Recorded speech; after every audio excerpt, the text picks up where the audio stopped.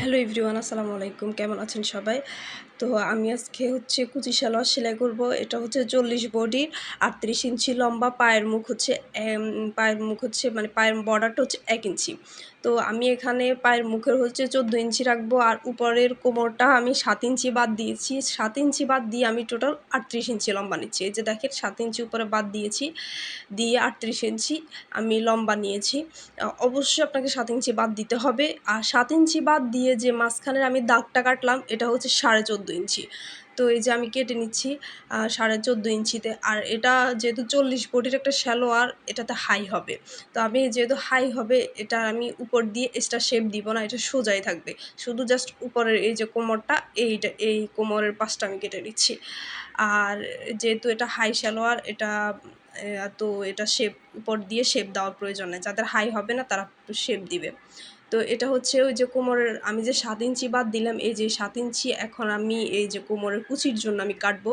তো এখানে দেখলাম যে আসলে কাপড়টা খুবই কম, যেহেতু এটা গজ কাপড়, এটার ফানা তেমন একটা বেশি হয় না। তো আমি আগে মাপ দিয়ে দেখলাম যে আমি ফিতা উল্টানোর জন্য যে এটা রাখবো, এটা ফিতার জন্য যে জায়গাটা রাখবো সেটা রেখে আসলে আমার 9 ইঞ্চি আসে না। সেজন্য আমি কি করলাম, একটু কেটে নিলাম, নিয়ে আমি ভাবলাম যে হ্যাঁ, এখান দিয়ে ফিতার জন্য উপরে জোড়া দিলে বর্ডারটা দেখা যাবে না। তো আমি 12 ইঞ্চি নিলাম।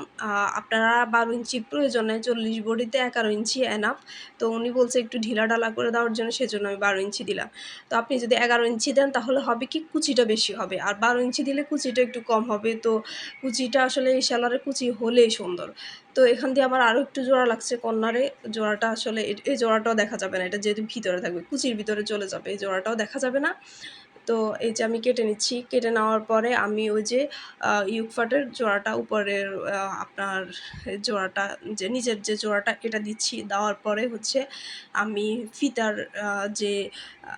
ফিতার যে এখানে ফিতাটা আমি লাগাবো বা ফিতাটা থাকবে, ওই জায়গাটা আমি হচ্ছে গিয়ে আপনার ওই জায়গাটাও জোড়া পড়বে, যেহেতু জোড়ার কাপড়টা আমি কেটে নিব।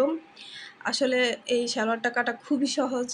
যারা একদম নতুন তারাও এই ভিডিওটা দেখলে কাটতে পারবে। এই যে এটা হচ্ছে উপরের জোড়ার জন্য। আমি প্রথমে দেখলাম যে এটা হয় কিনা, না এটা হবে না। এটা 2 ইঞ্চি নাই, এটা 1.5 ইঞ্চি আছে। যেহেতু 1.5 ইঞ্চি আছে, সেলানোর পর 1 ইঞ্চি টিকবে।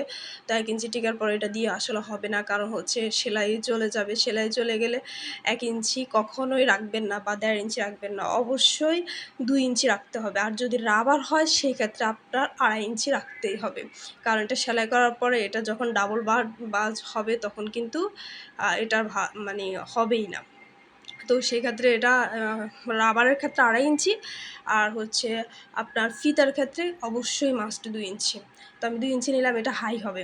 এই যে হাইটা, কেউ আছে যে একদম উপর থেকে হাইটা দেয়, তো আমার কাছে আসলে উপর থেকে হাইটা দিলে ভালো লাগে না। হাইটা একটু নিচ থেকে দিলে কি হয়, হাইটা যেটুক জায়গায় প্রয়োজন এইটুকু জায়গাতেই আছে। মানে এত বড় করে দিলে এটা ফুলে ফুলে দেখা যায়। তো কি প্রয়োজন এত ফুলে ফুলে দেখানোর? তো আমি একটু নিচ থেকে হাইটা দিচ্ছি। তো সবাই যদি এটার সেলাই ভিডিওটা দেখতে চান, আমি এটা কিভাবে সেলাই করলাম, অবশ্যই কমেন্ট করবেন। আর আমার চ্যানেলটা সাবস্ক্রাইব করে রাখবেন, পাশে থাকা বেল আইকনে ক্লিক করে রাখবেন। আমার নতুন